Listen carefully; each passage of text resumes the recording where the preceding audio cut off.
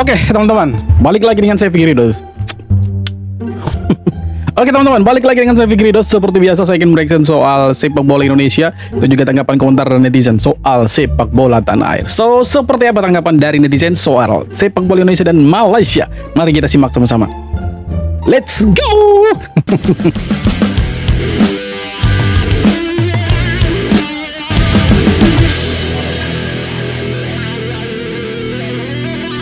Ya gampang aja, kalau lu mengeluarkan dokumen yang menurut aturan sesuai, makanya FIFA approve. Tapi FIFA nggak tahu kalau ini palsu kan.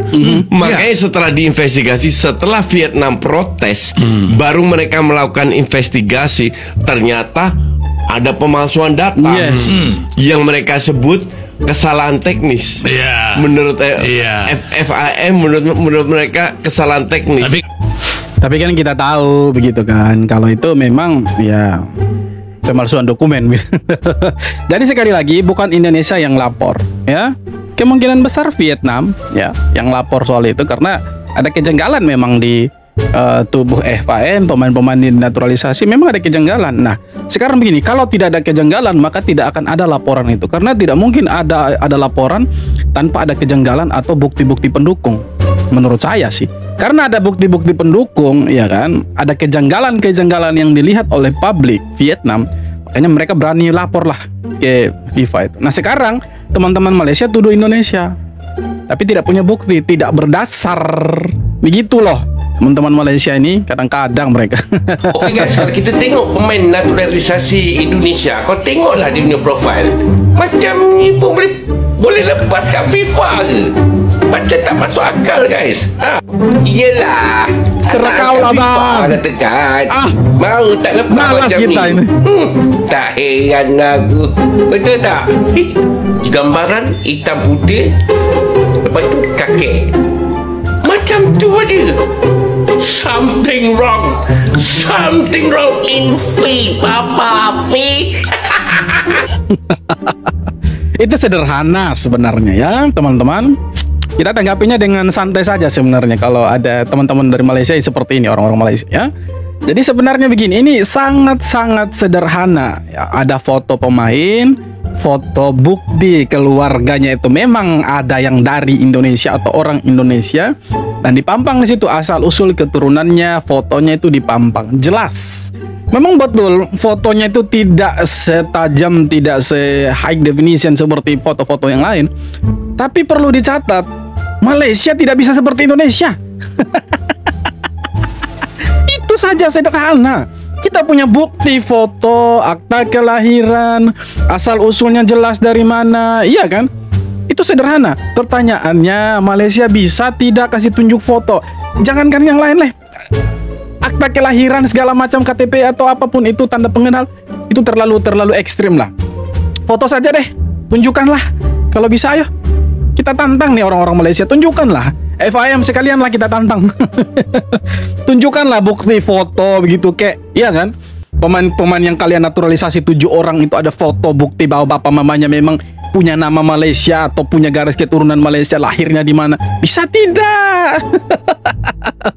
Kalau tidak bisa, stop bacot dengan orang-orang Indonesia. Stop bacot soal pemain Indonesia yang memang punya garis keturunan Indonesia. Itu terbukti. Kalau mereka ini kan tadi yang ditunjukkan siapa? Eliano Renders, Lekat Tompesi pak. Bayangkan ada Lekat Tompesinya di belakang. Dari mana? Dari Maluku. Jadi sudahlah Pak Ci, bisa tidak tunjukkan seperti Indonesia? Tidak bisa. Sudahlah, tidak bisa. Naturalisasi timnas Malaysia janggal, bisa-bisa dibanet FIFA nih kalau kayak gini. Zaman panas sedang laga Malaysia versus Vietnam di kualifikasi Piala Asia 2007 makin menggila. Malaysia kedapatan memanggil sejumlah pemain naturalisasi baru dari Amerika Selatan. Tapi yang bikin heboh, proses naturalisasi mereka dinilai terlalu instan sampai bikin fans bola se-ASEAN curiga. Ini pemain beneran punya darah Malaysia atau cuma hasil belanja kilat FIM, tulis di medsos. Bagi yang nyinyir dan langsung tag FIFA buat turun tangan menyelidiki kasus itu. Buat nonton pertandingan itu kalian bisa klik link yang ada di bio. Kecurigaan ini makin tajam karena Malaysia dinilai nggak transparan soal asal-usul pemain tersebut. Baik yang bilang kasus ini mirip Timor Leste di tahun 2017, akhirnya kena banet dari Piala Asia gara-gara naturalisasi ilegal. Para fans bahkan bandingkan Malaysia dengan Indonesia yang meski juga naturalisasi tapi dianggap masih punya alasan genealogis yang jelas. Kalau Malaysia beneran terbukti curang, bukan nggak mungkin mereka bakal kena hukuman berat juga. Sekarang semua mata tertuju ke FIFA, bakal diem aja atau langsung kartu merah ke Harimau Malaya. Naturalisasi. Sekarang begini teman-teman, kalau memang mereka itu terbukti ya, melakukan pemalsuan dokumen, melakukan kesalahan lah. Bisa saja ada sanksi yang lebih berat menanti mereka, atau bisa saja poin-poin yang selama ini mereka dapat lawan Vietnam, lawan Nepal di kualifikasi Piala Asia itu bisa dikasih ke mereka kok, ke lawan-lawannya mereka loh. Bisa itu teman-teman. Nah sekarang begini, bisa tidak mereka tunjukkan bukti-bukti bahwa pemain-pemain yang dinaturalisasi itu seperti Facundo Garces lah, Rodrigo Holgado, iya kan? Si siapa lagi satu itu? Figueiredo, kemudian Machuca dan yang lain-lain itu bisa tidak kasih tunjuk mereka punya foto ibu atau ayah atau datuk-datuknya lah, nenek-neneknya lah. Kasih tunjuk saja, maksudnya adalah setidaknya bukti bahwa mereka itu punya garis keturunan Malaysia gitu. Nah kita curiga jangan sampai mereka ini dibeli gitu kan, disewa, dibayar untuk main sebagai warga negara Malaysia, main untuk bola Malaysia gitu. Jangan sampai seperti itu loh, karena ini kecurigaannya jelas ini. Sampai disanksi itu kan gila, sekelas FAM, federasi, ini tim nasional bukan Tarkam loh. Kalau Tarkam mungkin masih masuk akal lah ya. Ada yang tipu umur, pemain yang di luar kecamatan atau luar desa, luar kelurahan, mungkin masih masuk akal lah ya. Ada yang tipu-tipu. Ini profesional loh. FAM bisa melakukan hal yang maksudnya saya, ini bukan lagi hanya kecolongan atau apa. Maaf kata ya, ini seperti tolol atau goblok lah. Seperti bunuh diri. Itu sama saja dengan membuat sepak bola Malaysia itu masuk ke dalam jurang yang paling dalam. Ya sebenarnya ya persetan bodoh amat, tapi mengapa kita menjadi repot, menjadi ada urusan dengan mereka? Karena mereka tuduh kita Indonesia terlibat di dalam, padahal mereka sendiri tuduh itu tidak punya bukti. Kampret memang. Wow, Federasi Sepak Bola Malaysia kena sanksi FIFA. Kok bisa? Pemain yang diterima Federasi Sepak Bola Malaysia akibat pemalsuan dokumen dari 7 pemain naturalisasi yang bahkan sudah sempat membela timnas Malaysia menghadapi Vietnam di kualifikasi Piala Asia 2027. Dan ini nama 7 pemainnya. Yang pertama Gabriel Felipe Arocha, lalu Facundo Thomas Garces, Rodrigo Julian Holgado, Imano Javier Machuca, Joao Vitor Brandao, Figueiredo ini pemain, ini tiap botak ini Figueiredo nih pemain JDT, strikernya top itu. Terus John Irazabal Iraurgui, susah amat namanya. Dan yang terakhir adalah Hector Alejandro Hevel Serrano. Bayangkan, itu 7 pemain tadi yang disebutkan sama si abang ini, itu tidak ada yang punya nama Malaysia. Tidak ada. Kalau Indonesia naturalisasi masih ada tuh serempet-serempet nama orang Indonesia kan, Leka Tompesi, Bakar Besi, ya kan. Jadi masih banyak lah, ya kan. Masih banyak. Kita punya pemain-pemain keturunan yang bermain di luar itu banyak. Pelupesi, ya kan. Jadi masih punya serempet-serempet, ada fam-fam Indonesianya lah begitu kan. Joa Rego, Jane Noah Itzes, masih ada lah serempet-serempet itu nama-nama Indonesia. Malaysia ini tidak ada. Jadi itu yang membuat kita curiga, ini mereka punya pemain sebenarnya orang Malaysia atau orang apa ini? Amerika Latin tiba-tiba jadi orang Malaysia. Breaking news, Malaysia disanksi oleh FIFA. Apa benda ni weh? Kali ini bukan rumors guys, abang pun gila terkejut weh. Menurut berita terkini, FIFA telah sanksi FAM atas kesalahan pemalsuan dokumen 7 orang pemain kebangsaan. Pemalsuan dokumen doh, ini kesalahan yang berat. Pemain-pemain tersebut telah mewakili Malaysia lawan Vietnam hari itu. Ini termasuk Facundo Garces, Rodrigo Holgado, Jean Figueiredo, Hector Hevel, John Irazabal, Gabriel Palmero dan juga Immanuel Machuca. Dilaporkan FAM perlu bayar denda RM350,000 kepada FIFA pada masa yang sama. Setiap pemain didenda RM2,000 dan juga kena sanksi dari main bola untuk 1 tahun weh. Gila lah bro, aku pun tak.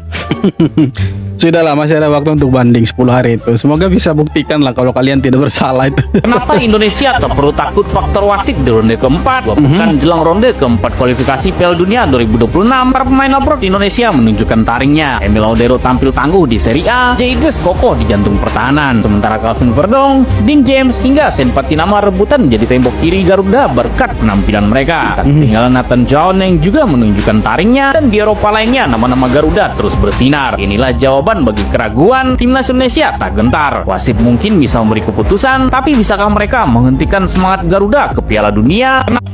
Sebenarnya kita tidak akan dicurangi. Kita kalau untuk menghindari kecurangan sebenarnya bisa, dengan catatan kita harus menang lebih dari 1 gol.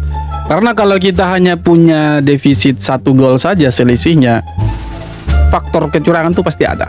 Karena mereka akan buat segala macam cara supaya bisa setidaknya menyamakan kedudukan atau Indonesia kalah tipis 2-1. Misalkan seperti itu. Nah, kalau kita mau menghindari kecurangan yang dibuat sama calon lawan kita Arab Saudi dan Irak, ya minimal kita menang 2-0 lah atau 3-0 lah. Kalau kita bisa cetak gol marginnya itu lebih dari 1, agak susah untuk wasit manapun lah, sekaliber manapun mafianya, tidak akan bisa untuk mencurangi. Karena apa? Karena itu sudah terpampang jelas, sangat vulgar itu skornya itu. Kalau 3-0 mereka berat itu tuh mau curangi Indonesia, begitulah. Tapi kalau kita hanya punya 1 gol atau katakanlah kita masih imbang 0-0 sampai dengan menit 80-an, 70-an, 80-an, ya kemungkinan besar kita akan dicurangi lah. Mereka akan lakukan segala macam cara, atau untuk dapat penalti ataupun yang lain, Indonesia dapat kartu merah kah, segala macam pasti akan dibuat itu.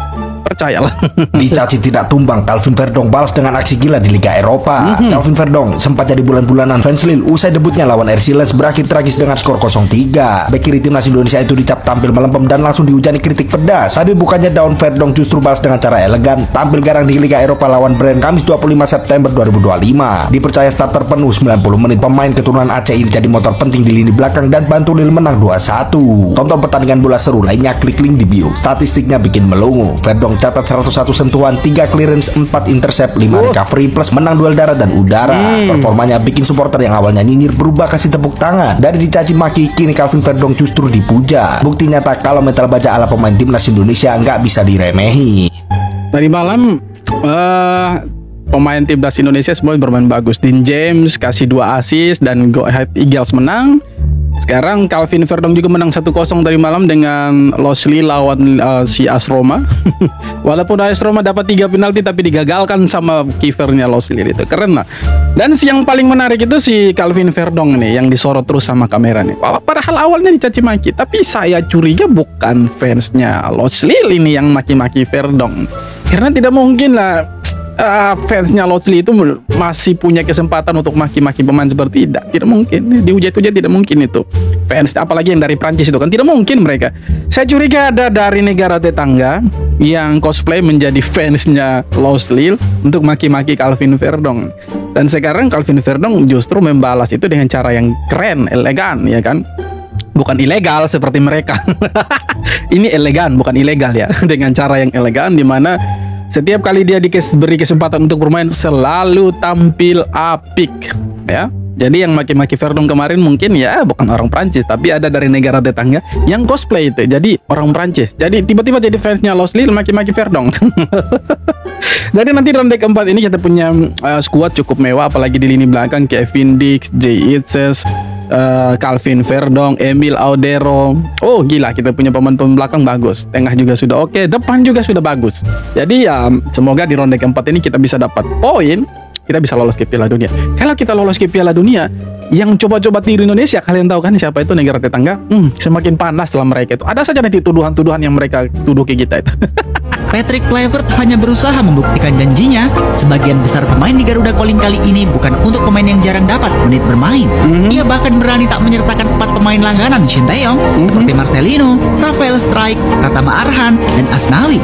Marcelino tak kunjung dipercaya Oxford sampai ia dipinjamkan ke tim Slovakia AS Trenčín. Struijk juga belum kunjung bersinar di Dewa United. Arhan dan Asnawi sebenarnya langganan main di klubnya, tapi persaingan di posisi itu memang berat. Ada Shane Patinama, Sandy Walsh, Eliano Reinders, Yance Sayuri, Calvin Verdong, hingga Dean James. Siapapun pemain yang dipanggil itulah yang terbaik menurut Kluivert. Semoga dapat hasil yang terbaik melawan Saudi dan Irak menuju ke Piala Dunia untuk Indonesia. Ya kita semua mendukung lah apa yang dibuat sama Patrick Kluivert untuk sekarang. Pemain-pemain yang dipanggil itu semua yang terbaik lah. Kita anggap mereka semua yang terbaik untuk membawa nama Garuda lebih tinggi lagi. Ya jadi apapun nanti keputusannya Patrick Kluivert menurunkan siapapun yang harus kita dukung. Ya walaupun agak disayangkan kenapa Marcelino tidak dipanggil dengan alasan kurang menit bermain dan juga ada cedera hamstring lah. Dari informasi yang saya dapat ketika saya nonton satu video di mana Pak Sunarji bilang Marcelino ada cedera waktu lawan Libanon ya, kena cedera hamstring jadi tidak bisa main. Makanya ada Mauro Zylstra. Karena kalau kita lihat ya kalau secara menit bermain pun Mauro Zylstra ini tidak dapat menit bermain di klubnya dia, FC Volendam kalau saya tidak salah. Kalau salah boleh dikoreksi. Itu kurang juga dapat menit bermain, tapi tetap dipanggil sama Patrick Kluivert. Ya kalau kita melihat mengacu dari menit bermain, ya sama-sama tidak dapat menit bermain, tapi kenapa Mauro dipanggil? Ya kemungkinan besar Patrick Kluivert punya pertimbangan-pertimbangan lain. Kenapa harus Mauro? Kenapa bukan Marcelino Ferdinand? Padahal menurut saya Marcelino Ferdinand ya bagus sih main. Walaupun di 2 pertandingan FIFA Matchday kemarin agak sedikit kurang, dan bukan hanya kurang tapi dia agak sedikit egois juga, makanya dia banyak dikritik habis-habisan. Tapi menurut saya ya harusnya dia dipanggil. Tapi ya semua sudah terjadi, keputusannya sudah fix, pemain-pemainnya pun sudah berangkat, Marcelino tidak ada, ya kita dukung saja. Semoga timnas Indonesia dapat hasil yang terbaik nanti di ronde keempat. Semoga bisa dapat setidaknya 4, 5 atau 6 poin lah. Kalau kita bisa dapat poin yang maksimal, maka Piala Dunia menjadi milik kita. Kalau tidak ya kita harus ulang lagi 5 tahun ke depan. Oke teman-teman, jadi itu dia beberapa video tanggapan komentar dari netizen soal sepak bola tanah air. So, seperti apa tanggapan kalian? Silahkan tulis kolom komentar, dan terima kasih banyak sudah nonton video ini sampai akhir. Kita jumpa lagi di video berikutnya. Thank you, ciao.